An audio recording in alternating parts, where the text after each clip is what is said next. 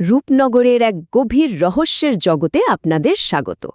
আজ আমরা এমন একটা গল্প শুনব যেখানে আছে এক ছায়াচোর, এক সাহসী সেনাপতি আর এক রাজকন্যা, যার জীবনটা কিনা এক রাতের মধ্যে পুরো পাল্টে গিয়েছিল। চলুন এই অসাধারণ লোককথাটা একটু কাছ থেকে দেখা যায়। আচ্ছা, গল্পটা শুরুই হচ্ছে একটা অদ্ভুত প্রশ্ন দিয়ে। একবার ভাবুন তো, যদি কোনো মানুষের ছায়া, তার ছায়াটা যদি হঠাৎ চুরি হয়ে যায়, তাহলে কি হতে পারে? ঠিক এই প্রশ্নটাই কিন্তু আমাদের গল্পের একদম কেন্দ্রে রয়েছে। এই রহস্যটাই রূপনগর রাজ্যের সব শান্তি কেড়ে নিয়েছিল। তো চলুন গল্পের গভীরে প্রবেশ করা যাক। আমাদের এই কাহিনীটা শুরু হচ্ছে হিমগিরি পর্বতের ঠিক নিচে ছবির মতো সুন্দর একটা রাজ্য থেকে। নাম তার রূপনগর। রূপনগর ছিল সত্যিই স্বপ্নের মতো একটা জায়গা, আর সেই রাজ্যের প্রাণ ছিলেন তার বুদ্ধিমতীর রাজকন্যা রূপালী। কিন্তু জানেন তো, এই সব সৌন্দর্যের পেছনেই লুকিয়েছিল একটা অজানা ভয়, একটা অদ্ভুত নিয়ম। আর এই ছিল সেই নিয়মটা। সূর্য ডোবার পর প্রাসাদের উত্তর দিকের কোনো দরজা জানালা খোলা রাখা চলবে না। কেন? কারণ লোকে বলতো ওই উত্তরের গভীর জঙ্গলে এক মায়াবী জাদুকর থাকে, যে মানুষের সবচেয়ে দামি জিনিসটা চুরি করে নেয়, তার ছায়া। আর যা হওয়ার ভয় ছিল ঠিক তাই একদিন হল। রাজ্যের সেই নিশ্ছিদ্র শান্তিটা ভেঙে গেল যখন এক রাতের জন্য ওই নিয়মটা মানা হল না। আসলে রাজকন্যার জন্য পাতা হয়েছিল এক মায়াবী ফাঁদ। সে ছিল এক ভরা পূর্ণিমার রাত। হঠাৎ এক অদ্ভুত সুন্দর বাঁশির সুরে রাজকন্যা রূপালীর ঘুম ভেঙে গেল। সুরটা আসছিল সেই নিষিদ্ধ উত্তর দিক থেকেই।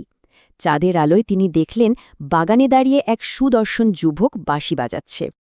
আর সেই সুরের জাদুতে রাজকন্যা যেন নিজেকে পুরোপুরি হারিয়ে ফেললেন। সব নিয়ম ভুলে তিনি জানালাটা খুলে দিলেন। আর ঠিক সেই মুহূর্তে যুবকটি হাসল। কিন্তু সে কি হাসি? একদম শীতল শূন্য একটা হাসি। আর ওই হাসির সঙ্গে সঙ্গে রাজকন্যার ছায়াটা যেন তার শরীর থেকে আলাদা হয়ে গেল।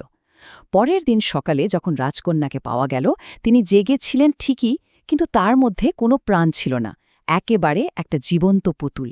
রাজ্যের এমন ভয়ঙ্কর বিপদে যখন সবাই প্রায় দিশেহারা, ঠিক তখনই একজন এগিয়ে এলেন। তিনি হলেন রাজ্যের নির্ভীক সেনাপতি, যিনি এই অশুভ শক্তির মুখোমুখি হওয়ার সাহস দেখালেন। সেনাপতি নীলগিরি শুধু যে সাহসী ছিলেন তা কিন্তু নয়, তিনি ছিলেন ভীষণ বুদ্ধিমান। তিনি শপথ নিলেন যে কোনো মূল্যে রাজকন্যার ছায়া তিনি ফিরিয়ে আনবেনই। তার এই শপথটা ছিল আসলে সাহস আর বুদ্ধির এক দারুণ মেলবন্ধন। নীলগিরি একাই ঢুকে পড়লেন সেই ভয়ঙ্কর জঙ্গলে। আর কি অদ্ভুত সেই জায়গাটা! জঙ্গলের প্রত্যেকটা গাছকে দেখাচ্ছিল ঠিক যেন মানুষের ছায়ার মতো। মনে হচ্ছিল হাজার হাজার ছায়া ওখানে বন্দী হয়ে আছে। বনের আরও গভীরে গিয়ে তিনি দেখতে পেলেন এক বিশাল কাঁচের প্রাসাদ। এবার আমরা গল্পের সবচেয়ে উত্তেজনাপূর্ণ অংশে চলে এসেছি। নীলগিরি খুব ভালোভাবে বুঝতে পারছিলেন যে এই লড়াইটা তলোয়ার দিয়ে জেতা যাবে না, এটা আসলে বুদ্ধির লড়াই। কাঁচের প্রাসাদের ভেতরে সেই জাদুকর বসেছিল, আর তার চারপাশের দেয়ালে হাজার হাজার ছায়াবন্দী। নীলগিরি তলোয়ার বের করতেই জাদুকরটা হেসে বলল, সেনাপতি, ছায়া কি তলোয়ার দিয়ে কাটা যায়? সে নীলগিরিকে তলোয়ারের লড়াইয়ে না, বরং বুদ্ধির লড়াইয়ে চ্যালেঞ্জ জানাল। জাদুকর এই ধাঁধাটাই ছুঁড়ে দিল, বলল, এর উত্তর দিতে পারলেই রাজকন্যার ছায়া মুক্তি পাবে। আপনারাই একবার ভাবুন তো, উত্তরটা কি হতে পারে? কিন্তু সেনাপতি নীলগিরি একটুও ভয় পেলেন না। উল্টে তিনি হাসলেন, কারণ তিনি শুধু ধাঁধার উত্তরটা নয়, তার থেকেও বড় একটা সত্য ধরে ফেলেছিলেন।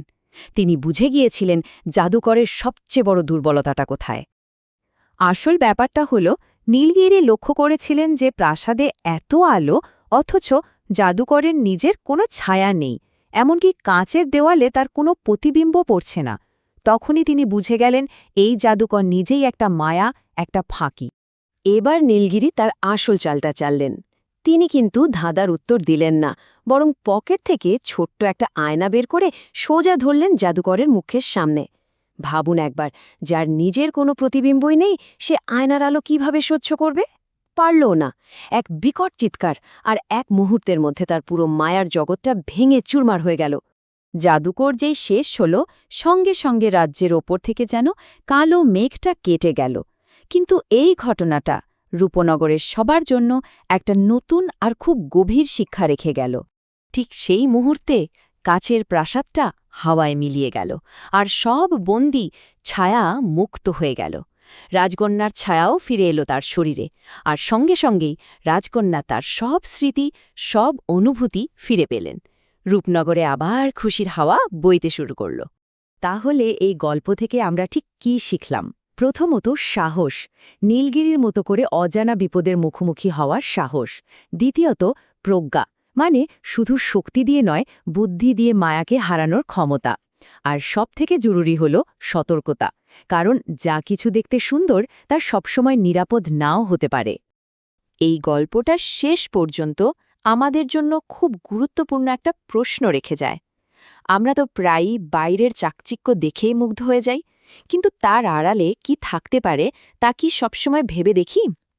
এই প্রশ্নটাই হয়তো রূপনগরের ছায়াচোরের গল্পের সবচেয়ে বড় শিক্ষা।